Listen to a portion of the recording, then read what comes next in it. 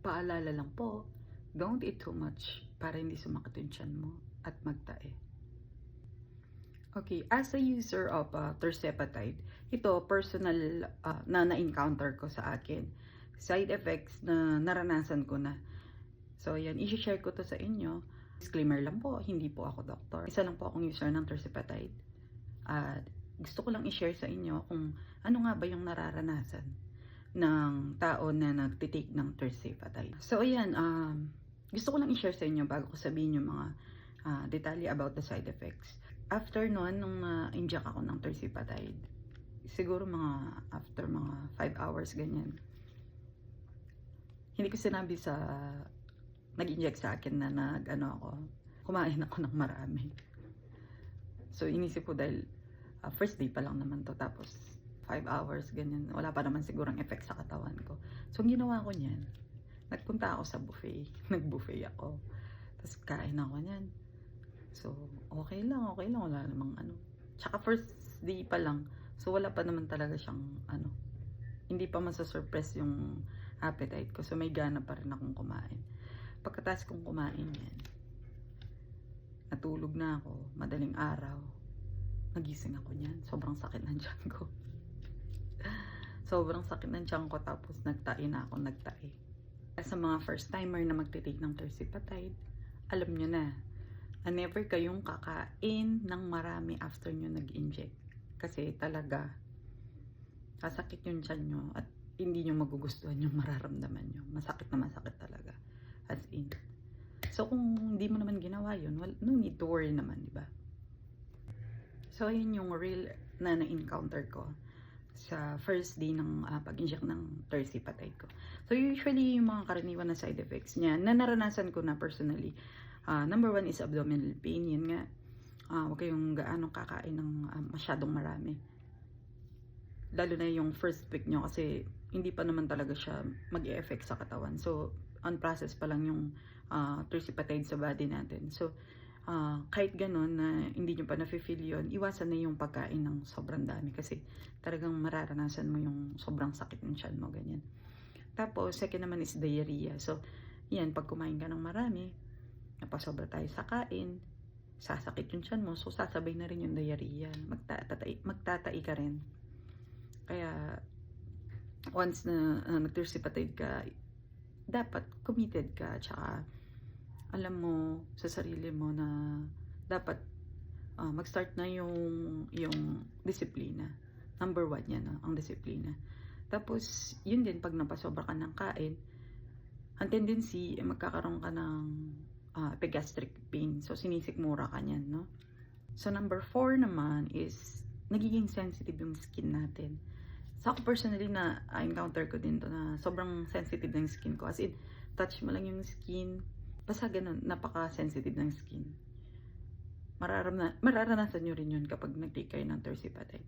So, pang-5 naman is nilalamig. Kung dati na-feel mo na parang mainit ang pakiramdam mo, ganyan, or madali kang pawisin, dito sa tirzepatide, mag-iiba yung temperature ng body mo.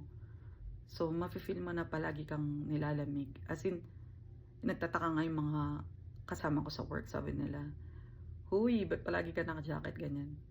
Kasi nga nilalamig ako. Hindi nila alam nilalamig ako. Na dati hindi ko naman nafe-feel yung ganun, yung panlalamig. Anim naman yung headache. So yun, normally dun sa first week, second week na pagtitake nyo ng tirzepatide, mararanasan nyo talaga yung headache.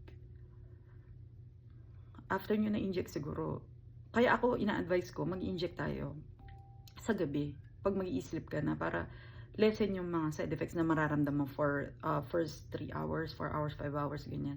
So, kung matutulog ka na after mong mag-inject ng tirzepatide, mas lessen side effects na mafe-feel mo. Pero sa morning, medyo pa rin, mabigat pa rin yung ulo. Yun yung mafe-feel nyo, number 1 yun. Hindi yun maaalis sa tingin ko, no? Kasi sa akin hanggang 3rd week, nararanasan ko yun. Pero ikaw 4th week, medyo okay na. Nakapag-adjust na yung katawan ko. So, ayan. Tapos, number 7, yun. Tulad ng sinabi ko, maganda kung magtitake kayo ng tirzepatide sa gabi. Kasi, ang tendency, inaantok ka talaga, sleepy ka. Yung gusto mo matulog ka lang na matulog, ganyan. So, kung sa gabi ka magte-take ng Tirzepatide, sleeping naman talaga yung araw na yun. Kaya, okay lang. Pero kinabukasan, mararamdaman mo pa rin yung parang inaantok ka, ganyan.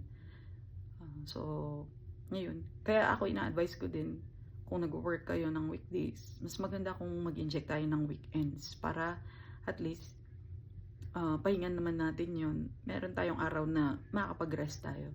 Usually kasi mafe-feel mo yung headache at saka yung inaantok ka isang araw o 2 araw lang naman. Ika-third day, maaalis na yun. Hindi mo na mafe-feel yung ganun na pakiramdam. So, ayun. So, number 8, yun tulad ng sinabi ko, kasama ng headache, ng inaantok, medyo mabigat din kasi yung pakiramdam mo. Yung paa mo parang hindi mo mabuhat. I mean, tamad ka, tinatamad yung katawan mo, mabigat katawan mo, so parang gusto mo lang mahiga buong araw, ganyan. Ganyan yung mafe-feel mo pag nag-inject ka ng Tirzepatide. So, tulad ng sinabi ko kanina, dun sa abdominal pain, dun sa diarrhea, pag kumain ka ng marami, sobrang dami, ang tendency niyan, magkakaroon tayo ng sulfur burps.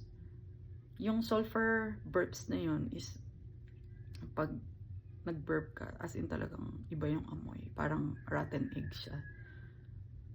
Parang bulok na itlog yung amoy. Kapag kumain tayo ng marami. So, kaya dapat iwasan talaga natin yung pagkain ng marami.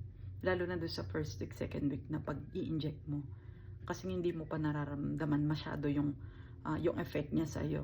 So, dapat aware pa rin tayo na, yun nga sabi ko, dapat committed ka. Kaya dapat, once na in-start mo yan, start mo na rin yung diet mo na pagbabawas ng pagkain. So, yun, additional lang dun sa sa sinisigmura ka o magkakaroon ka ng epigastric pain kapag napasobra sa pagkain. Or, usually ito na-encounter ko nito. Every time na magko-coffee ako, iced coffee or hot coffee, any kinds ng basta caffeinated siya, nafe-feel ko after ilang oras, sumasakit na yung sikmura ko. Nagsisikmura na ako. Hindi naman siya nag-last. Actually, pag nag-take ako ng Tums, kung may Tums kayo, or yung Caramel S, mag-okay na siya. So, iwasan na muna natin yung pag-take ng coffee. Lalo na sa mga coffee lovers dyan. Muli, ako ang inyong ka-Tirzebuddy. Paalam!